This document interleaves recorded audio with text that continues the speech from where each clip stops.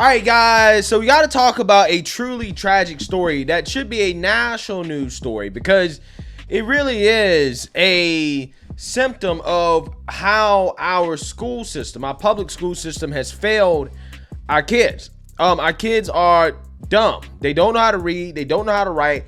They don't know how to do math, while the Democrats are basically trying to make them even dumber by removing real education from school and replacing it with woke gender ideology. And this story right here out of Baltimore, again, is a prime example of the failure of our public education system, as allegedly 23 Baltimore City schools have 0 students that can read at grade level. Yes, let me repeat that.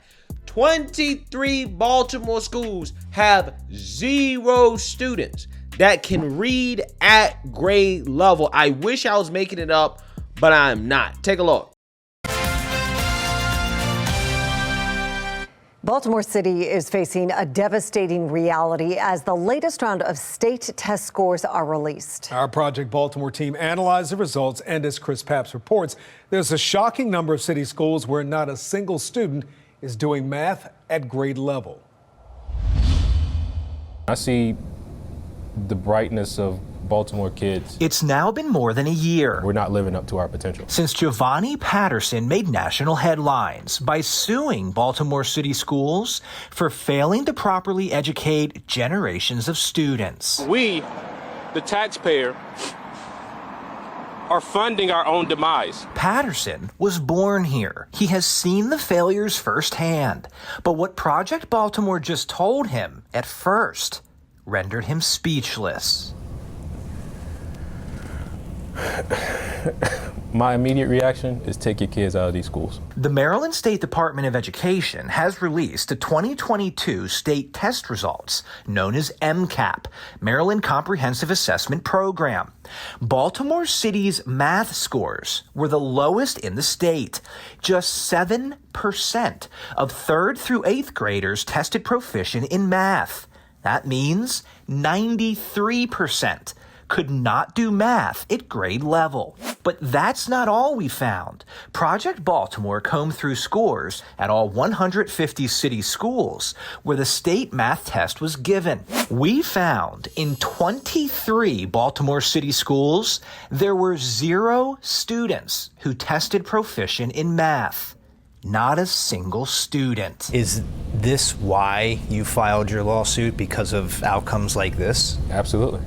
Absolutely. It just sounds like these schools now have turned into essentially babysitters with no accountability. This is the future of our city. We got to change this. Among the list of 23 schools, here's how the numbers break down. 10 of them are high schools. 8 are elementary schools. 3 are middle high schools, and 2 are elementary middle schools. Exactly 2,000 students in total took the state math test at these schools, and not one could do math at grade level. These kids can't do math. You're not preparing them to buy groceries. You're not preparing them to do accounting, to count their own money. You're not preparing them to read contracts and negotiate salaries. We made the largest investment in public education by any governor in our state's history. Governor Wes Moore, last week, in his first State of the State address, made his feelings about public education clear. It's one of his top priorities. We can no longer separate our vision for economic prosperity from the duty to make Maryland's public schools the best in the nation. After his State of the State address, Project Baltimore reached out to Moore's office, asking to speak with him about his plan to improve education. Before becoming governor, Moore lived in Baltimore. We wanted to ask him how he plans to help city students, especially those who attend these 23 schools.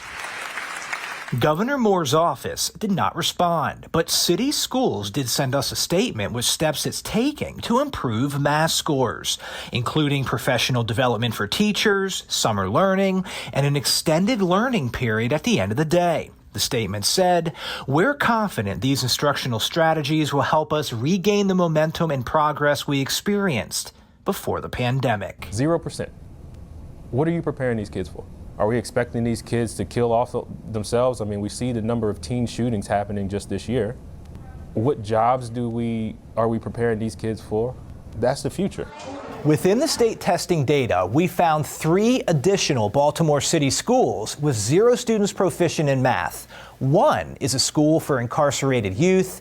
The other 2 are for students with disabilities. We did not include them in the list of 23 schools. It's also worth pointing out, we found an additional 20 schools that had just 1 or 2 students who were proficient in math.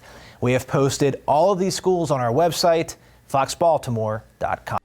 Yeah, this is insane. This is a story that you should never hear in a country that's supposed to be the greatest country on earth, where you have public schools where zero of the students can do math at grade level. Again, just thinking about just that statement in and of itself, it blows my mind. Not one student, you can't find one student in some of these schools that can do math at grade level. It's almost as if these kids are going to school to do everything except learn, right? You would think that you would have one student, right? If teachers were actually teaching, okay, you would think that you have one student, okay, that at the very least can do math at grade level, right? But you don't even have that in 23 schools. What's even worse is that they found 23 more schools, or 20 other schools, right? They found 20 other schools in which there was only 1 or 2 students that could do math at grade level. So you're talking about overall, you got about 40 schools in the Baltimore area where less than three students can do math at grade level. That's insane, right? That is absolutely insane. In corporate America, right, if a company had that type of performance, right, heads would roll, okay? CEO would be fired. Now in Baltimore, the superintendent, he's not fired, okay, but he's not seeking a second term. He should probably immediately step down, right? With these type of results, this guy and every other administrator or person in some type of executive position in that school district should consider stepping down, right? You have to basically revamp the whole school system, right? With these type of results, you literally need to just abolish probably the public school system and implement something else, because this ain't working, right? Videos like this, areas like Baltimore are probably the biggest advertisement I've ever seen for homeschooling and school choice, because this just should not exist in this country. It should not exist in a country where, again, we claim that we are the best country in the world. And we have schools where no students, 0 students at school can even, do math at grade level. It's crazy. And school choice, man, when schools fail like this, they should be abolished, right? And schools that actually are, performing for these students, okay, they are helping these students and students actually getting results. Those are the schools that should be getting the money. Why in the world should taxpayers foot the bill for schools that literally are not educating kids? Kids cannot read, they can't write, they can't do math. Why are taxpayer dollars going towards that? It doesn't make sense. Doesn't make sense. But again, Democrats, this is not what they're focused on. They don't seem to care too much about this, right? They seem to care more about, learning about gender ideology and sexuality and stuff like that in school. But again, it's not just the schools. It's not just the teachers. I'm pretty sure there are probably a decent amount of teachers in that school district that actually want kids to learn. But I can imagine in a place like Baltimore, it's probably a culture problem as well, too.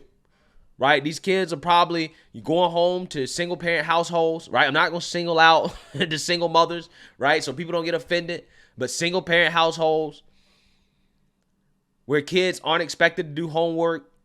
They don't take education seriously. education is just not valued. It's just not valued. They don't care. And it's nobody else's fault or nobody else is to blame except the people in that area. The people that are running that city. The people that are running those schools. The parents in those areas. Those are the people to blame. It's not the white man's fault. This is not the system. This is not systemic racism. A vast majority of people in those areas are black. So I don't want to hear nothing about the white man, right? The white man ain't got nothing to do with it. And also, it is amazing how that works. You see places like Baltimore. You see places like Memphis, Tennessee. High crime, high murder. School systems are failing. And it's a majority black. It's a majority black. But somehow, some way, the woke revolutionaries always find a way to say, well, it's the system. It's the white man's fault. But when black people are controlling the system, doesn't seem like you're getting better results, right? Doesn't seem like the results are getting better. I wonder how that works. Maybe, just maybe, everything is not the white man's fault. Maybe, just maybe, there's a huge culture problem in some of these black neighborhoods, particularly in some of these inner liberal cities, that needs to be changed. And maybe that's the problem. But hey, you know, they say that you're a sellout if you point that out. If you don't point the finger at the white man, you're a sellout. I'm just saying, this is unacceptable, and people should be losing their jobs left and right with these type of results. It's a shame. It really is. Let me know what you guys think. Make sure you like, comment, and subscribe. Most importantly, share a black conservative perspective. Peace.